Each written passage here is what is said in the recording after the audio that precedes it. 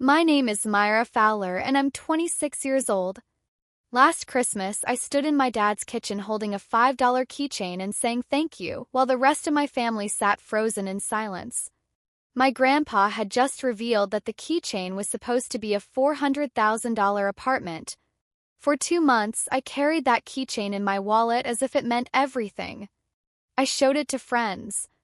I polished the little silver logo with my sleeve. My dad watched me do all of it and never said a word because he'd already given the apartment to someone else. The worst part wasn't the money. It was realizing that every time my dad told me Grandpa was confused and getting old, he was simply buying himself one more day before the truth caught up. And it caught up at Christmas dinner in front of 12 people. My dad's face told me everything his mouth had been hiding for 60 days. Before I tell you what happened next, please take a moment to like and subscribe, but only if this story earns it. Drop your location and local time in the comments. I love knowing where you're listening from. Now, let me take you back to October, 2 months before that dinner, the night I turned 26. I was 12 when my dad married Diane. Emma was 10. The first thing that changed was my bedroom. I'd had the big room at the end of the hall since I was 4, the one with 2 windows and the oak tree outside. 3 days after Diane moved in, my dad sat me down at the kitchen table and told me Emma needed that room because she was having a hard time adjusting. "You're older," he said. "You understand these things." So I packed my things into garbage bags and moved into the small room next to the water heater, the one with no windows and a door that didn't lock properly. I was 12. I understood nothing, but I nodded because my dad looked tired and I didn't want to be the reason he looked even more tired. That became the pattern. Every time there was a choice between making Emma comfortable and keeping things fair for me, my dad chose comfort. Emma got the new winter coat. I got her hand-me-down, even though she was 2 years younger and 3 inches shorter. Emma got driving lessons at 16. I got a bus pass and a reminder that gas was expensive. When Richard and Diane took the family vacation to Myrtle Beach, they booked a room with 2 queen beds, one for them, one for Emma. I slept on a rollaway cot they rented from the front desk for $12 a night. I stopped counting after a while. Not because it didn't hurt, but because keeping score only made it hurt more. The only constant was Grandpa Harold. My grandmother, his wife Margaret, passed when I was 10. After that, Harold became the one who showed up. Every summer when my dad was too busy to have me around, I'd ride a Greyhound 4 hours north to Harold's house in Carver Falls. He taught me to cook, to sand wood, to change a tire. He never once forgot my birthday. I didn't know it then, but that small bedroom would be the first of many things I'd lose to Emma. The apartment would be the last. I moved out at 18, rented a room above a laundromat on Birch Street, got a job as a lab assistant at the community hospital, and started paying my own bills. No fanfare, no going-away dinner. My dad helped me carry 2 boxes to my car and said, "Call if you need anything." Then he went back inside to watch the game with Diane. I never called, not because I was proud, but because every time I thought about asking for help, I'd picture the spreadsheet in my head. Emma's college tuition paid. Emma's car insurance covered. Emma's dental work, her laptop, her sorority dues, all handled. My column had one entry, a bus pass. So I figured it out on my own. I picked up extra shifts. I got certified as a full lab technician. I ate rice and beans 4 nights a week and pretended it was a choice. That's where I met June Calloway. She started at the hospital 6 months after me. 28. Sharp tongue, zero patience for nonsense. We became close the way people do when they work 12-hour shifts together, slowly, then all at once. One night, over takeout in the break room, I mentioned that my dad had forgotten my birthday again. 3rd year in a row. June put down her chopsticks and looked at me like I just told her I was sleeping on the floor again. "It happens. He's got a lot going on." "Girl, your dad didn't blend a family. He replaced a daughter." I laughed it off, told her she was being dramatic, but her words sat in my chest like a stone I couldn't swallow. I spent the whole drive home trying to cough it up. Harold, of course, had called at 7 a.m. sharp. Same as every year, same birthday song, slightly more off-key each time. 3 months before Christmas, Harold had hip surgery. I drove to Carver Falls every weekend, 4 hours each way, to help him recover. I'd arrive Saturday morning, clean the house, stock the fridge, cook enough meals to last the week, and drive back Sunday night in time for my Monday shift. Richard visited once in 3 months, stayed 2 hours, and spent most of it on his phone, texting Diane about some issue with Emma's new furniture. Harold noticed. He didn't say much. He never did. But one afternoon, while I was heating soup on his stove, he said something that landed differently. "You're just like your grandmother. She never complained either. But I want you to know something, Myra. I see everything." 2 weeks later, Harold called his real estate attorney. He found a 2-bedroom apartment in Millbrook, 20 minutes from the hospital where I worked, listed at $398,000. He wired $412,000 to Richard's bank account, enough to cover the purchase price, closing costs, and fees.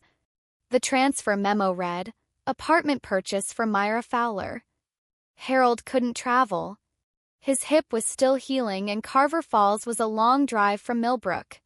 So he asked his son, his only son, to handle the paperwork. "Get it in Myra's name," he told Richard. "The title, the deed, everything. Give her the keys on her birthday."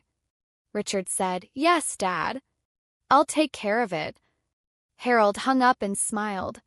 He told me later that he sat in his recliner that evening, imagining the look on my face when I'd opened the door to my own home for the first time. He had no idea that the only thing I'd open was a box with a keychain inside.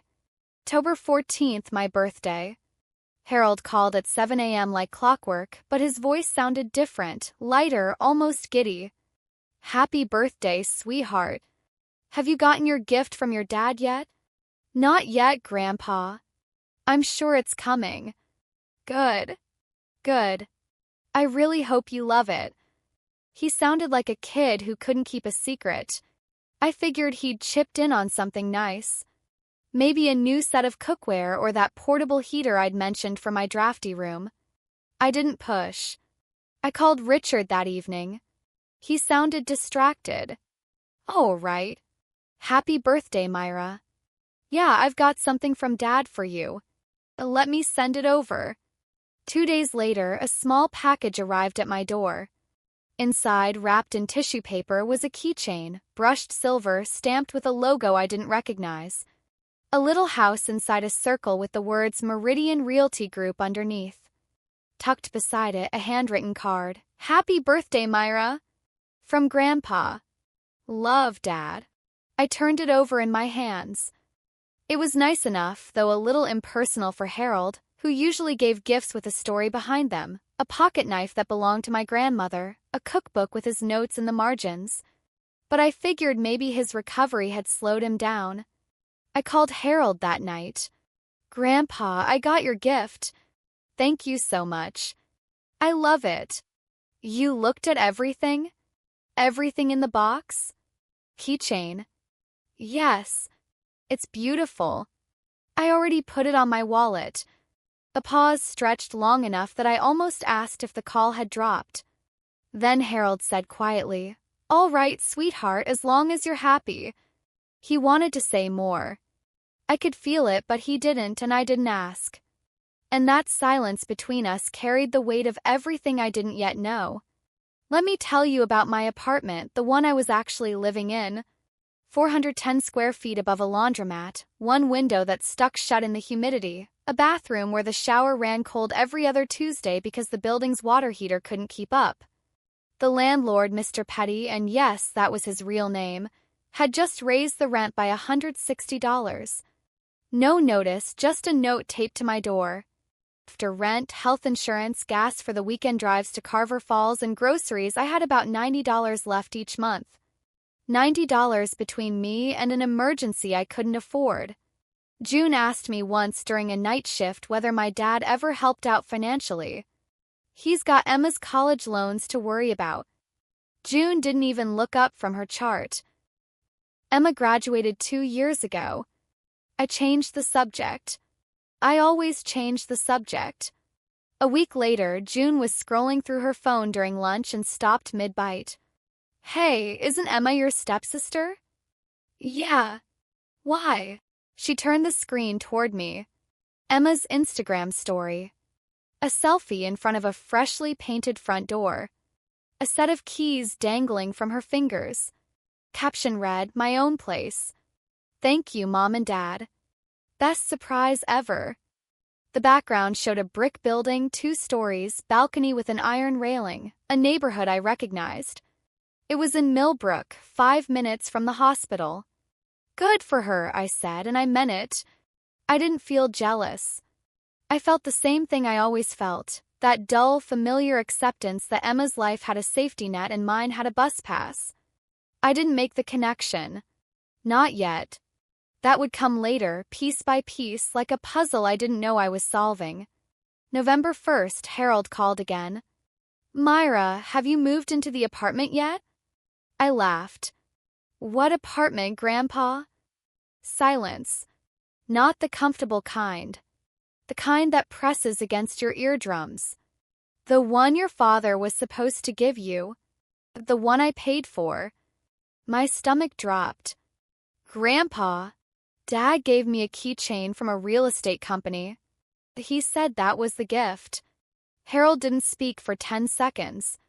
I counted. Then, very quietly, I see. Let me call your father. He hung up before I could ask anything else. I called Richard 20 minutes later. My hands weren't steady. Dad, Grandpa just said he paid for an apartment for me. What's he talking about? Richard's voice shifted. Too casual. Too quick. Oh, honey. Dad gets confused sometimes. He thought he was buying something, but the deal fell through. You know how it is at his age. He sounded pretty clear to me. Myra, I'm telling you, there's no apartment. Keychain was the gift. That's it. Then why did he mention it? Because he's 78 and he mixes things up. Don't make this a thing. I wanted to believe him. Believing him was easier. Believing him meant I didn't have to rethink 14 years of excuses I'd made on his behalf. Okay, Dad. I called Harold back. Grandpa. Dad said the apartment didn't work out. Some kind of mix-up. Don't worry about it. Harold was quiet for a long time. When he finally spoke, his voice was low and measured, the way it got when he was angry but choosing his words with care. I see. We'll talk at Christmas, Myra. I thought he was confused. I thought my dad was telling the truth. I thought the keychain was the gift. I was wrong about all 3. Mid-November, Diane called me. That alone should have been a red flag. Diane didn't call me. In 14 years, I could count our one-on-one phone conversations on one hand. But there she was, her name glowing on my screen on a Tuesday night. Myra. Hi. Just checking in. How are you, sweetie? Sweetie? She'd never called me sweetie. I'm fine, Diane. What's up? Well, your dad and I have been a little worried about Grandpa Harold. He's been saying some confused things lately, mixing up names, talking about purchases he never made. We think it might be early memory issues. I gripped the edge of my kitchen counter. He seemed fine when I talked to him. That's the thing with cognitive decline. Comes and goes. 1 minute they're sharp, the next they're convinced they bought a house. We just don't want you to take everything he says at face value right now. Did something specific happen? He called your dad ranting about some apartment. Made no sense. Your dad tried to calm him down, but you know Harold. I thought about my last call with Harold. The careful anger in his voice. The way he said, "We'll talk at Christmas." That didn't sound confused. That sounded deliberate. Okay, I'll keep that in mind. And honey, please don't bring up the apartment thing when you talk to him. It really upsets him. I said I wouldn't. We hung up. I sat on my bed and stared at the wall. Then I dialed Harold. We talked for 45 minutes. He told me about the biography he was reading, recited last Sunday's sermon from memory word for word, and gave me a detailed breakdown of the Eagles game, formations, penalties, play calls. Every detail was precise, every fact checked out when I looked later. Sharp as a scalpel. I drove to Richard's store the following Saturday. Fowler Building Supply, a small outfit on Route 9 that sold lumber and drywall to local contractors. He was behind the counter marking invoices. "Dad, I need to talk to you." He didn't look up. "About what?" "About Grandpa. He says he bought me an apartment, paid for it, sent you the money." Richard's pen stopped. He set it down carefully. "Myra, we've been over this. I know what you told me. I want to hear it again to my face." He exhaled through his nose. "Dad gets confused sometimes. You already said that. Because it's true. He thought he bought something. He didn't. End of story." "Then why did the keychain come from a real estate company?" His jaw tightened. "Just barely. Most people wouldn't catch it. But I'd spent a lifetime reading Richard Fowler's face for the smallest signals of approval. I knew every micro-expression he owned. It was a promotional item.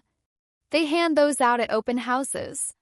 "So Grandpa went to an open house with a broken hip?" Richard's voice hardened. "You know what your problem is? You always think people owe you something." The words hit like a slap. Not because they were true, but because they came from my father, and his first instinct when cornered was to attack the person asking questions. I picked up my keys and walked out. In the parking lot, I glanced toward the row of cars near the dumpster. Diane's silver Nissan sat in the far corner, engine running. She was behind the wheel, phone in hand, watching the front door of the store. She'd been there the entire time. I pulled onto Route 9, and for the first time in 26 years, I let myself finish a thought I'd been swallowing since I was 12. Something is very wrong in this family. Monday, break room, 2 a.m. June and I were splitting a gas station sandwich when I told her everything. Harold's calls, Richard's denials, Diane's sudden concern about Grandpa's memory. June listened without interrupting. Then she set down her half and held up 3 fingers. 1, your grandpa says he bought you an apartment. 2, your dad says there is no apartment. 3, your stepsister just moved into a brand new apartment in the same town out of nowhere. She folded down each finger. Pick the lie, Myra. Maybe it's a coincidence.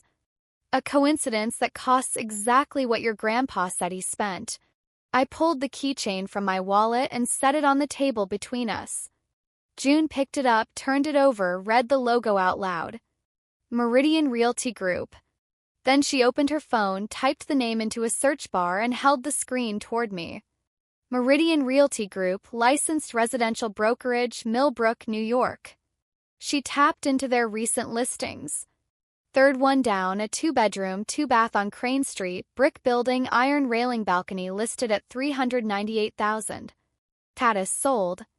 The listing photo matched the background of Emma's Instagram story. Down to the balcony. Down to the freshly painted front door. "That's Emma's apartment," I whispered. "That's your apartment," June tapped the keychain against the table. "And this is the receipt they forgot to hide." I didn't cry. I didn't throw anything. I sat there holding a cheap piece of brushed silver, realizing that my own father had wrapped up the evidence of his betrayal in tissue paper and mailed it to me with a birthday card. Keychain had the same logo as the company that sold Emma's apartment. And suddenly the freebie made perfect sense. I wanted to call Harold that night and tell him everything. But every time I picked up the phone, I put it back down. If I was right, I'd lose my father. Not in the dramatic door-slamming way, but in the quiet way. The way you lose someone when you finally see them clearly and realize the person you loved was a version you invented. If I was wrong, I'd be the ungrateful daughter who accused her dad of theft based on a keychain and an Instagram post. June sat with me on my apartment steps that night, drinking coffee from paper cups. "What are you going to do?" Grandpa said he's coming for Christmas. He never comes. His hip the distance, but this year, he insisted. Then wait. Talk to him face to face. No phone, no middleman, just you and him in the same room. And if Diane tries to manage the conversation, 12 people at a dinner table, she can manage a lot of things, but she can't manage Harold. I chose to wait, not out of fear, but because Harold deserved to hear the truth directly from me. And I deserved to hear his answer without Richard translating it. 4 days later, my phone buzzed. Group text from Diane. Christmas dinner at our place. Everyone's coming. So excited to have the whole family together. Then a separate message just to me. Myra, I really hope you'll come this year. Family should be complete. Family should be complete. In 14 years, Diane had never once used the word family in a sentence that included me. Now she was texting it at midnight with a heart emoji. Diane had never called me family in 14 years. And now she wanted me at Christmas dinner. That should have been my first warning, but it turned out to be her biggest mistake.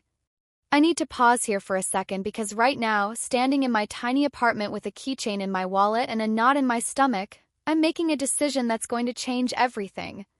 And I want to ask you, if you were me, if your own father looked you in the eye and told you were imagining things, would you trust your gut or let it go?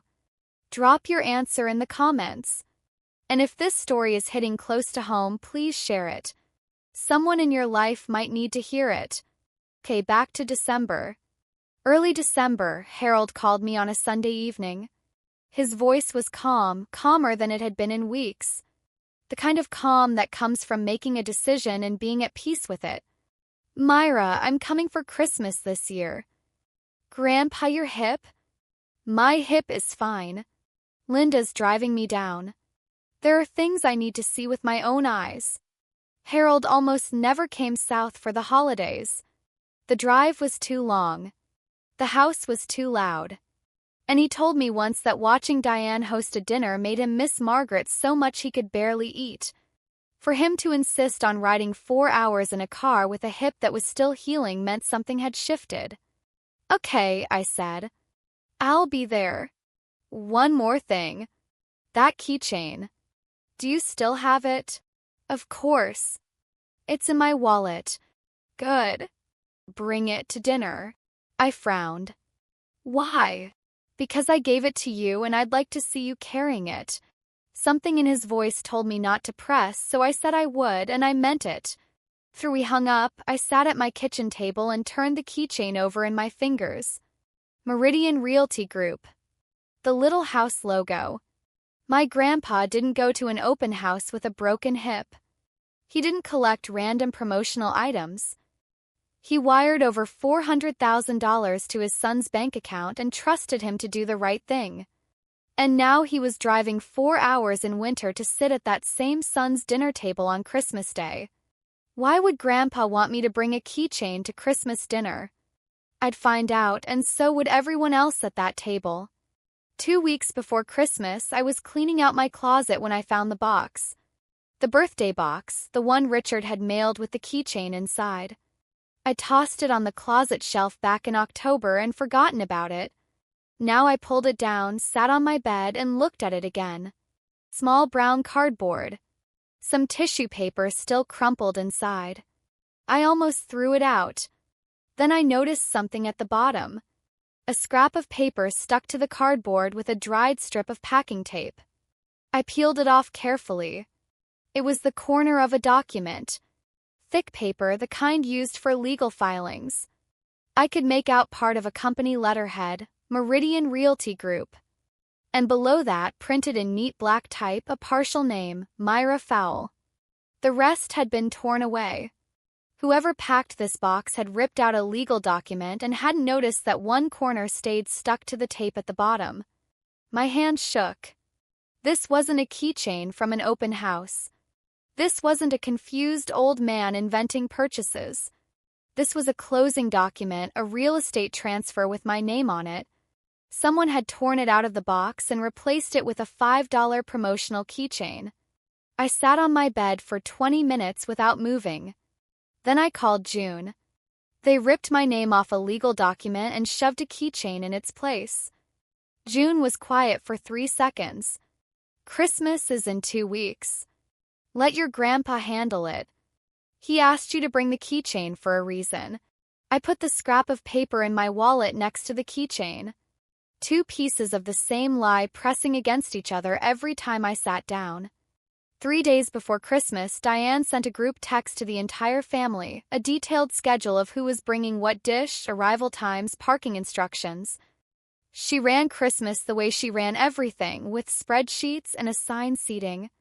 The bottom of the message, a reminder. Grandpa Harold will be joining us this year. He's been a little fragile lately, so let's keep things light. No heavy topics, no stressful conversations, just love and family. I read that last line 3 times. No heavy topics, no stressful conversations. She was prepping the evening. If Harold brought up the apartment, she'd already planted the idea that he was fragile, confused, not to be taken seriously. The next day, Richard texted me privately, just me. No group chat. Myra, please don't bring up the apartment at dinner. It'll upset Dad. He's not well. I stared at the message for a long time. He wasn't asking me to protect Harold. He was asking me to protect himself.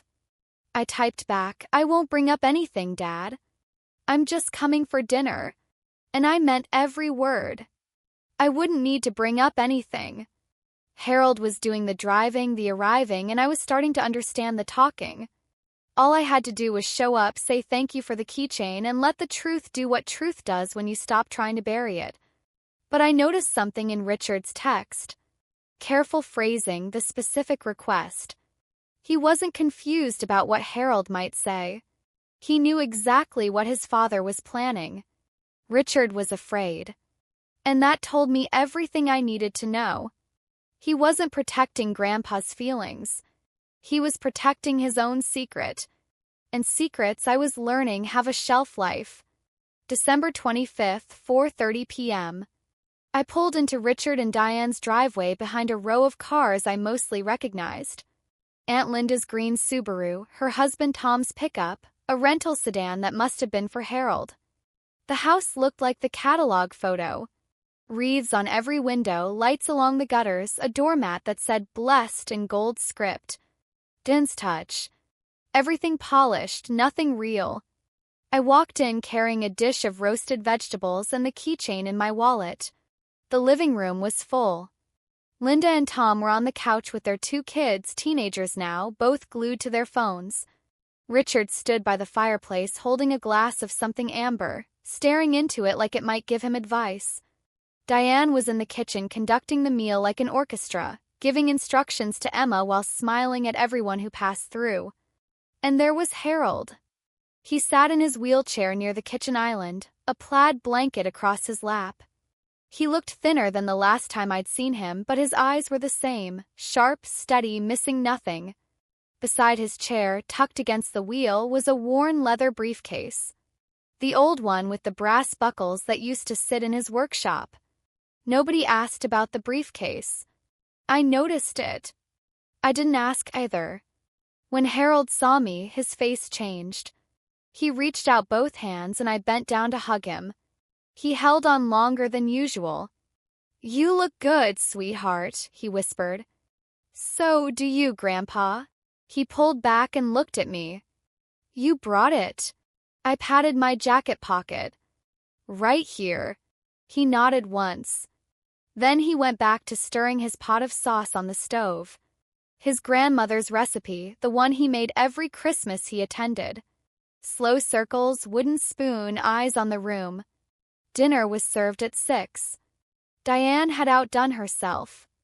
Glazed ham, 3 kinds of potatoes, homemade rolls, 12 place settings, candles, a Spotify playlist of instrumental Christmas music at exactly the right volume to feel intentional. She clinked her glass halfway through the main course and stood. "I just want to take a moment to say how grateful I am for this family, for this table, for everyone being here." She looked at Harold and smiled, the smile she reserved for audiences. "And I'm especially proud of Emma this year. She's really growing up." got her own apartment, started building her life. She raised her glass to Emma. Table raised their glasses. I raised mine. Aunt Linda turned to me, polite the way she always was, warm but careful. And how about you, Myra? Any big moves?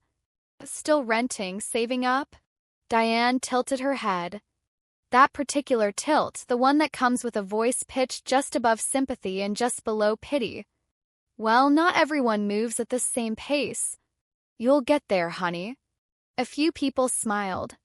Nobody challenged it. Richard stared at his plate.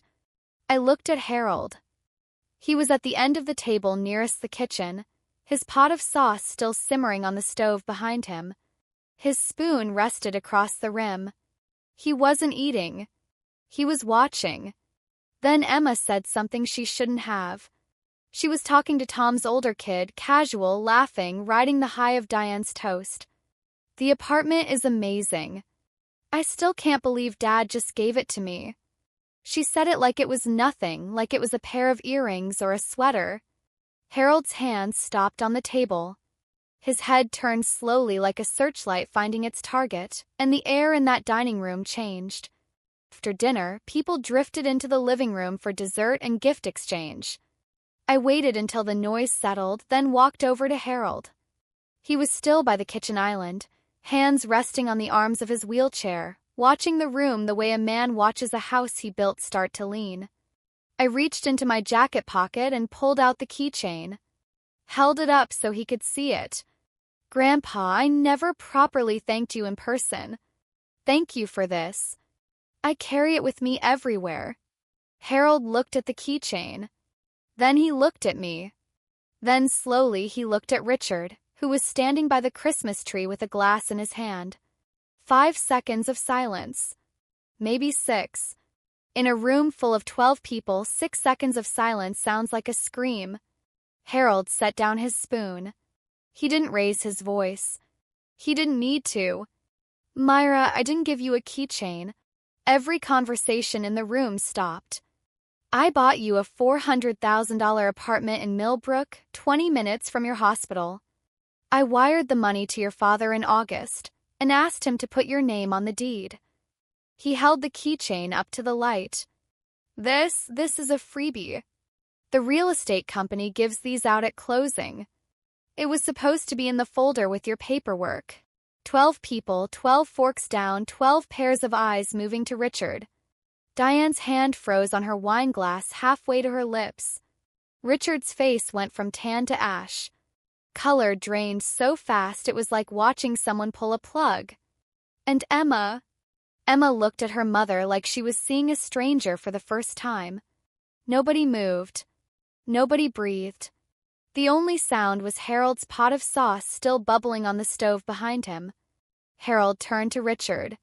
His voice was level, controlled, the voice of a man who'd spent 4 hours in a car rehearsing exactly what he'd say. Where is Myra's apartment, Richard? Richard opened his mouth, closed it, opened it again. Dad, I can explain. I didn't ask for an explanation. I asked where the apartment is. Diane stepped forward. Harold, there was a misunderstanding. The money wasn't enough to cover. I transferred $412,000 to your husband's account. I have the bank receipt with his name on it. Don't insult me. Aunt Linda set down her dessert plate. Wait, what? Tom leaned forward in his chair. The teenagers looked up from their phones for the first time all night. Emma's fork clattered against her plate. She didn't pick it up. Mom, is that true? Is my apartment? Diane's voice went up half an octave. Emma, sweetie, this isn't the time. This is exactly the time. Harold hadn't moved from his wheelchair. He didn't need to. His voice filled the room the way a judge's fills a courtroom, quiet, final, leaving no space for argument. I gave my son $412,000 to buy an apartment for my granddaughter. My granddaughter received a keychain, and your daughter is living in a 2-bedroom on Crane Street that she thinks her stepfather bought with his own money. Dan's mouth opened and shut. Richard gripped his glass so hard his knuckles went white. Linda looked at her brother. Richard, tell me he's wrong. Richard didn't look up. He didn't say a word. And that silence, louder than any confession, told the whole room everything it needed to know. Harold reached down beside his wheelchair and pulled the leather briefcase onto his lap. The brass buckles clicked open. Two small, sharp sounds that cut through the silence like snapping bones. He pulled out a folder. Manila thick. He opened it on the table, pushing aside a gravy boat and a basket of rolls. Bank transfer receipt. August 19th. $412,000 from my savings account to Richard Fowler's checking account. He slid the paper toward Linda. Memo line reads, apartment purchase for Myra Fowler. Linda picked it up. Read it. Her face flushed red. Not embarrassment. Anger. Harold pulled out a second sheet. Email confirmation from my attorney Paul Weston to Richard Fowler. Dated August 20th. Subject line. Closing instructions for Crane Street property. Title to be registered under Myra Fowler. He set that one next to the first. I kept copies of everything. Your grandmother taught me one thing about trust. You give it freely, but you document it. Linda held both papers side by side, her eyes scanning back and forth. Then she looked up at her brother. You took Dad's money and put the apartment in Emma's name. Richard's jaw worked, but nothing came out. Diane stepped in. It was a family decision.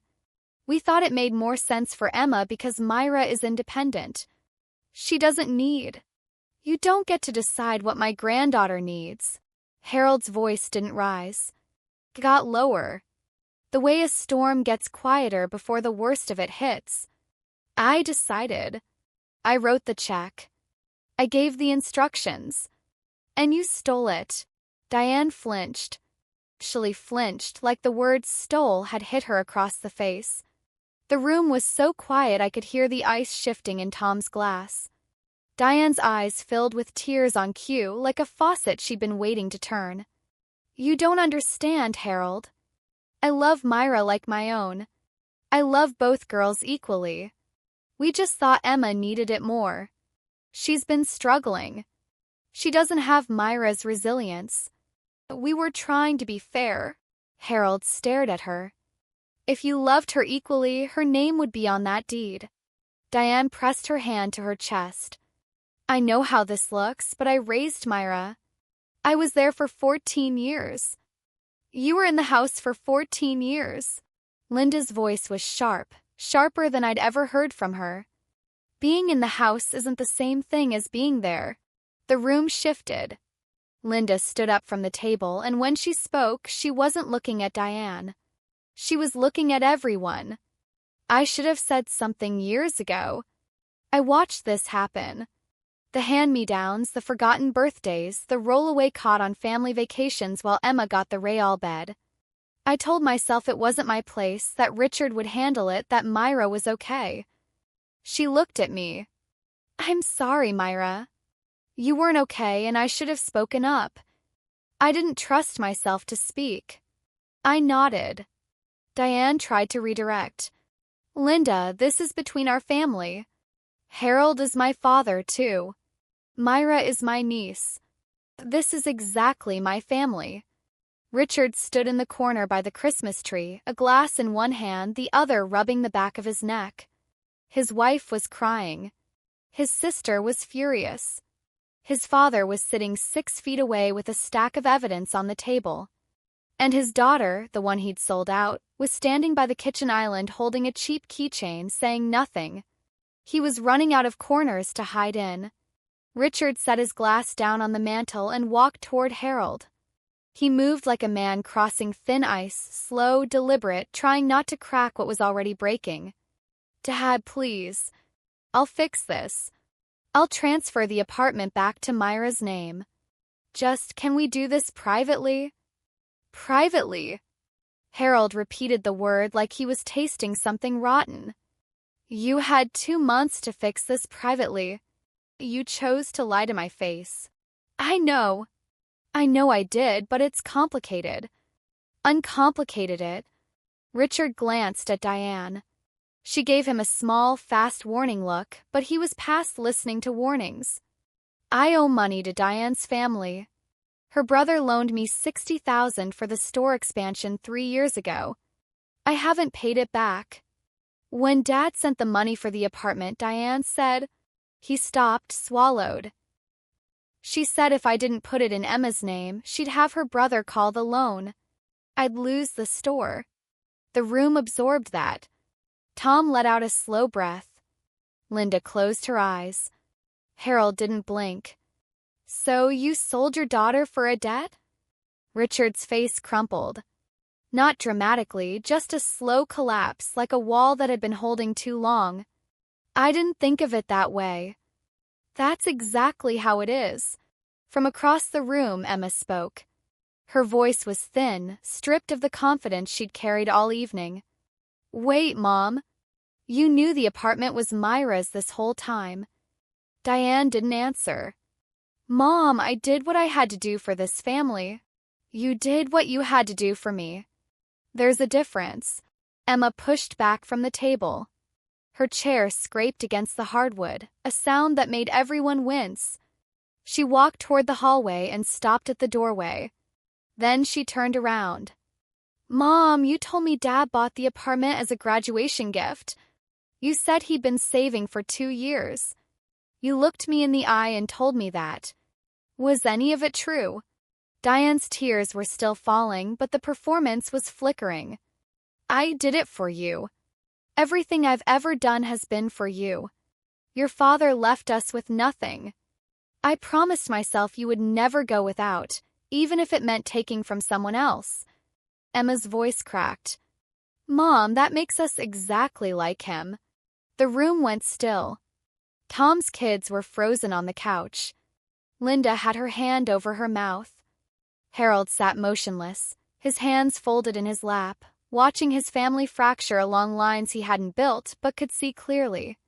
Diane reached for Emma's arm. Please, let me explain. Emma pulled away. You don't get to explain stealing and call it love. She looked at me for the first time all evening. Maybe for the first time in years she actually looked at me, not past me, not through me, at me. Myra, I didn't know. I swear I didn't know where the money came from. I believe you, I said. And I did.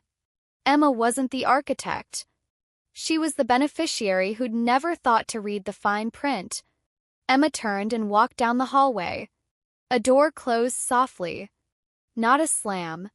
Something quieter and sadder than that.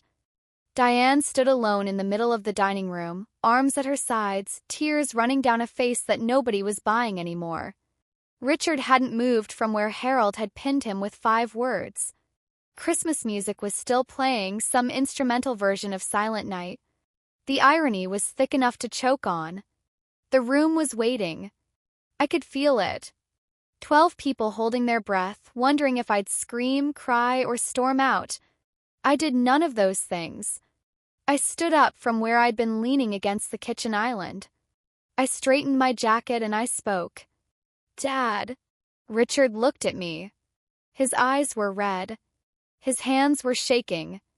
I spent 14 years trying to earn a place in this family. I kept my head down. I didn't complain. I didn't ask for anything. And you used every single one of those things against me. My silence wasn't acceptance. It was trust. And you spent it like currency. Richard opened his mouth. I held up my hand. Not aggressively, just enough. Diane. She looked at me through wet mascara. You called me family 3 days ago in a group text. That was the first time in 14 years you used that word in a sentence that included me. And the only reason you did it was because you needed me at this table so Grandpa wouldn't get suspicious. Diane started to speak. I shook my head once. I'm not angry. I'm done. There's a difference. I let that land. Then I turned to Harold. He was watching me with an expression I'd never seen on him before. Not pride exactly, but something close. Recognition. Like he was seeing Margaret in me. and it steadied something in his chest. "Grandpa, thank you. Not for the apartment, for being the one person in this family who never forgot my name." Harold reached out and took my hand. His grip was firm, stronger than a 78-year-old man in a wheelchair had any right to be. He squeezed once and nodded. He didn't need to say anything. Neither did I. The room was silent, and for the first time in my life, my silence wasn't submission. It was a wall I chose to build. I'm going to stop here for just a moment because this is the part that still makes my hands shake when I tell it. Standing in that dining room in front of 12 people saying the words I'd swallowed for 14 years. Felt like stepping off a cliff. If you've ever had to stand up to someone you love and say, "I'm done," you know exactly what I mean. Hit that like button if you've been there. And if you haven't yet but you know you need to, save this video. You might want to come back to it. Now, here's what happened next. Harold released my hand and reached for his phone. It was an old flip phone, the kind Diane probably would have cited as evidence of his declining mind. He pressed a number on speed dial and hit the speaker button. The room could hear every ring. A man picked up on the third one. "Harold, Merry Christmas." "Merry Christmas, Paul. I'm sorry to call on a holiday, but I'm sitting at my son's dinner table and I've just learned that the apartment I paid for, the one that was supposed to be titled in my granddaughter Myra Fowler's name, was registered under someone else's name instead." A beat of silence. Then Paul's voice, careful and professional. "I'll pull the file first thing Monday, Harold. Based on what you described in the documentation we have, this is a clear breach of fiduciary trust.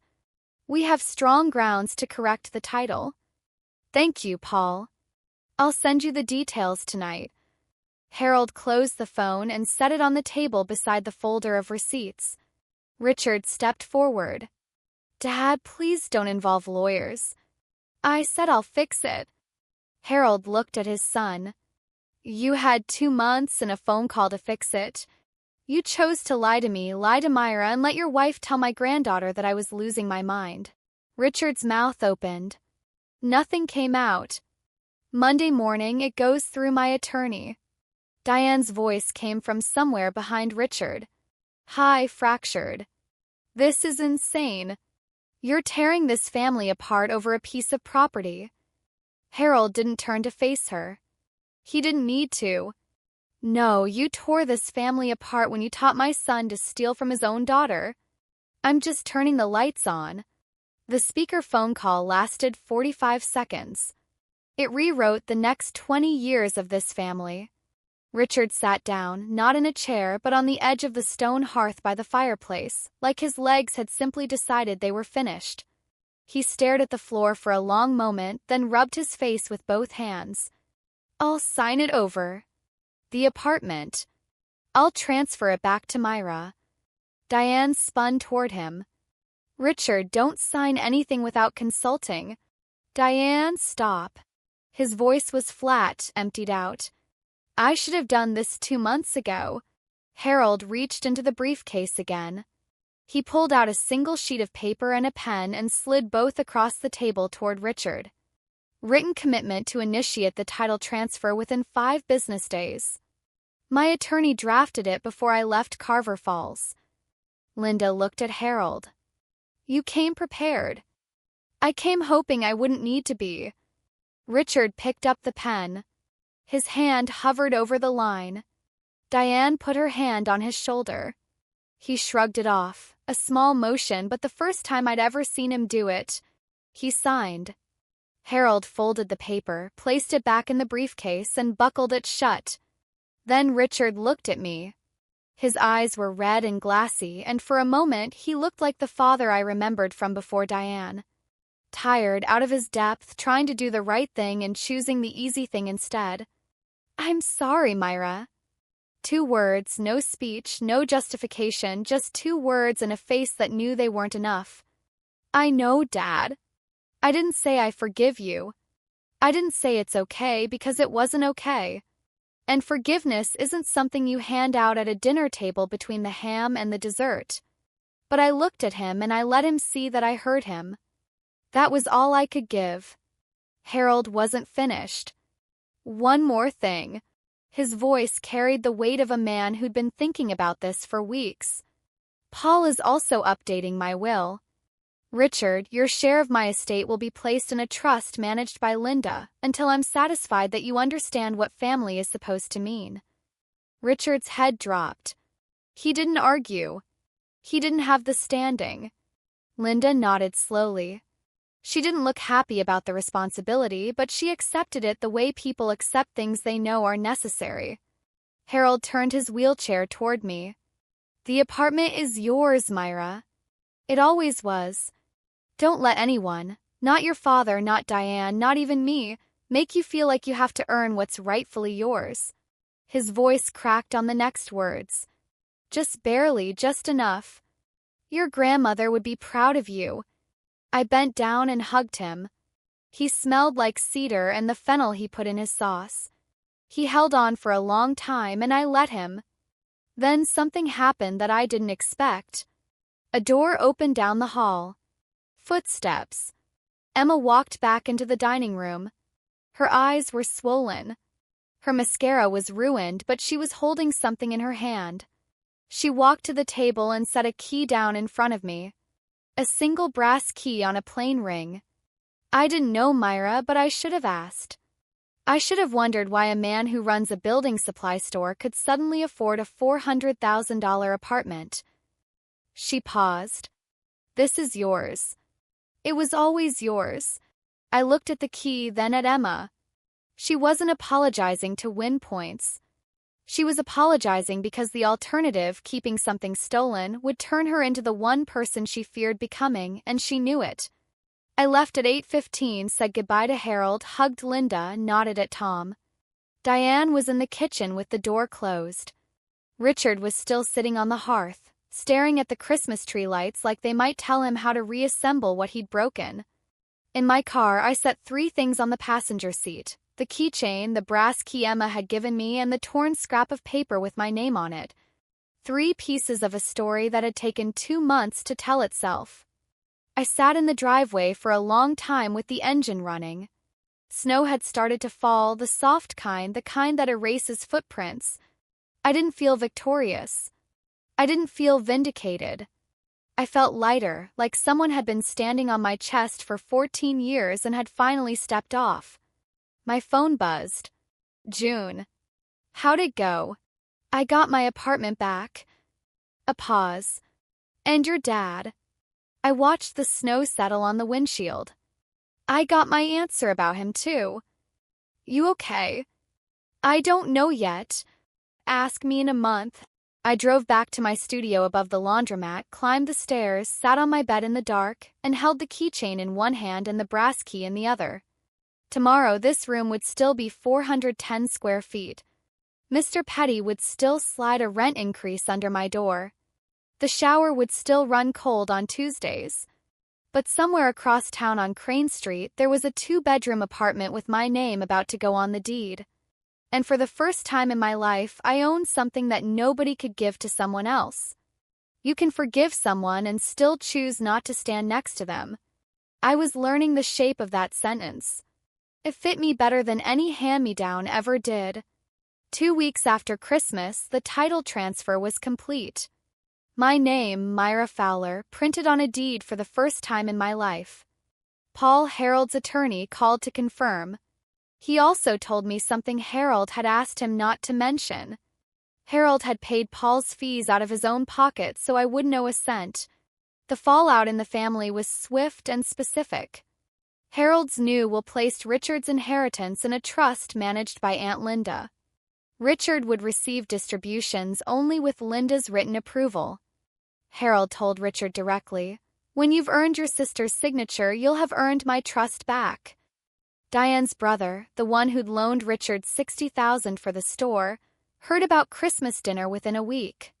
Small towns run on gossip the way engines run on gasoline. He called Richard on New Year's Day and demanded full repayment within 90 days. The store was already stretched thin. Now it was bleeding. Diane and Richard argued constantly. With the apartment gone, the arrangement that had held their marriage together, Diane's control in exchange for Richard's compliance, lost its keystone. Linda told me later that Diane spent most of January calling various family members to explain her side. Nobody returned her calls. She posted on Facebook a long paragraph about how family means forgiveness and nobody's perfect. Linda commented underneath, "Try honesty first." Got 47 likes. Emma texted me on January 3rd, short, no excuses. "I'm moving in with a roommate. Found a job at a veterinary clinic. I don't want anything from Mom's playbook anymore." I read it twice. Then I wrote back, "Good for you, Emma. I mean that." And I did. She hadn't built the cage. She'd just been born in it. I moved into the Crane Street apartment on a Saturday in mid-January. It was empty. No furniture, no curtains, no dishes. Just clean hardwood floors, white walls, and 2 bedrooms with windows that actually opened when you pushed them. I stood in the kitchen for 10 minutes, running my hand along the counter, opening every cabinet just because I could. The fridge hummed, the faucet ran hot on the first try. There was a dishwasher. I'd never had a dishwasher. June helped me move, which meant she carried 1 lamp and spent 3 hours arranging my 12 books on the built-in shelf while narrating her opinions on each one. She left at sunset and said, "Don't you dare hang that keychain by the door." I hung it by the door. Harold came the following weekend. Linda drove him down from Carver Falls. He wheeled through the front door, stopped in the middle of the empty living room, and looked around. The windows, the light, the space. "It's a good start," he said. I cooked for him that afternoon. His sauce, the one he'd been making since before I was born. Fennel, garlic, San Marzano tomatoes, a pinch of sugar he'd never admit to. First time I made it in a kitchen that was mine. Harold sat at my table, a folding card table I'd bought for $11 at a thrift store, and tasted the sauce from a wooden spoon. "Your grandmother always said, 'A home isn't the walls, it's who you cook for.'" I set 2 plates, 2 forks, 2 glasses of water. Nothing extravagant, nothing showy, just an old man and his granddaughter sharing a meal in a room that was finally legally hers. Outside, it was starting to snow again. Inside, the sauce simmered and the apartment smelled like something I'd been missing for a very long time. Richard called me in February, a Tuesday evening. I was sitting at the card table eating leftovers and going over lab reports. "Myra, it's Dad." "I know." A long breath. "I'm not calling to make excuses. I just want you to know I'm trying. I started meeting with a counselor. I'm working on things. I appreciate you telling me that. And I understand if you don't want to see me right now. I don't. Not right now. I need space, Dad. And when I'm ready, I'll call. Not because you asked, because I chose to." "Okay." His voice was thick. "That's fair. One more thing. Diane owes me an apology, not through you. Until that happens, don't bring her into the conversation." "I understand." We hung up. I sat with the phone on the table for a while, feeling the weight of something I couldn't name. Not closure. Too early for that. Maybe just honesty. The first honest conversation I'd had with my father in years. Diane didn't call, didn't text, didn't apologize. Instead, she posted another essay on Facebook, something about healing journeys and grace for imperfect mothers. No names, no accountability. Linda didn't comment this time. Nobody did. Post got 3 likes, all from Diane's coworkers at the dental office. Harold told me something in March that surprised me. Diane had tried calling him twice. He didn't pick up. "I'll talk to her," he said. "When she talks to you first. That's the order." "You don't have to do that, Grandpa." "I know, but your grandmother would have. And she was smarter than me about most things." I smiled. He smiled. And we went back to talking about the tomato plants he was starting on his windowsill and whether March was too early to put them outside. It was, but Harold liked to try anyway. I used to think being strong meant not needing anything. I wore my independence like armor. And the people closest to me took advantage of the fact that I never asked them to carry anything. I didn't complain about the small bedroom. I didn't argue about the hand-me-downs. I didn't cry when my dad forgot my birthday 3 years in a row. Called it maturity. Called it resilience. June called it survival mode. She was right. Survival mode isn't living, it's enduring. And there's a version of strength that looks a lot like silence. The kind where you absorb every hit because you've been taught that asking for fairness is the same as being ungrateful. The apartment didn't change my life because of the money. $400,000 is a lot. I won't pretend otherwise. But the thing that actually shifted was simpler than a deed or a title. It was the moment at that dinner table when Harold said my name out loud and told a room full of people that I mattered, that I'd been seen, that someone with authority and credibility and nothing to gain had chosen to stand up and say, "This was wrong and it stops tonight." I'd waited 26 years for someone to say that. And the person who said it wasn't my father. It was the man my father had tried to convince me was losing his mind. If you're the one in your family who never asks for anything, I want you to sit with a question for a minute. Is it because you don't need things? Or is it because you've been taught that your needs come last? 'Cause those are two very different answers. And one of them will keep you sleeping on a rollaway cot for the rest of your life. I'm not telling you to cut off your family. I'm not telling you to start a fight at Christmas dinner. I'm telling you that you're allowed to have a line. And when someone crosses it, even someone you love, you're allowed to say, "That's enough." Boundaries aren't punishment. They're not revenge. They're just clarity. They're you deciding where you end and someone else's agenda begins. I still talk to Harold every week Sunday evenings. He tells me about his tomatoes. I tell him about my week at the lab. We argue about whether the Eagles have a real shot this year. He says yes. I say he's biased. He says I'm a pessimist. Neither of us is changing our mind. I send Richard a card on his birthday. I don't call. He doesn't push. We're not close. And I don't know if we ever will be again. But the door isn't locked. It's just closed. And he knows that if he wants it open, the work is on him. Diane and I don't speak. I don't hate her. Hate requires energy I'd rather spend on other things. But I don't owe her a seat at my table. And I'm done pretending that shared meals mean shared values. Emma got a job at a veterinary clinic outside Millbrook. She rents a small place with a roommate and a rescue dog named Captain. We're not close either, but we're honest. She texted me last week. "I'm sorry it took me this long to see it." I wrote back, "Better late than never." Boundaries aren't walls, they're doors. You get to decide who has a key. And if someone took your key and gave it to somebody else, you're allowed to change the locks. This morning, I stood in my kitchen on Crane Street and poured a cup of coffee. The window above the sink faces east. And in the winter, the light comes in low and gold and makes the whole room glow. Keychain still hangs by the front door on a small brass hook I screwed in myself. I didn't throw it away. I thought about it. June told me to burn it twice, but I kept it. It reminds me of two things, what was taken and what I got back. Both worth remembering. The apartment is quiet in the mornings. No laundromat rumbling underneath. No Mr. Petty sliding notes under the door. Just me, the hum of the fridge, and whatever I decide to cook. Harold called while I was finishing my coffee. "I made a batch of sauce this morning. Want me to bring some when Linda drives me down next weekend?" I smiled. "Always, Grandpa." "Good." I used the last of the fennel from the garden.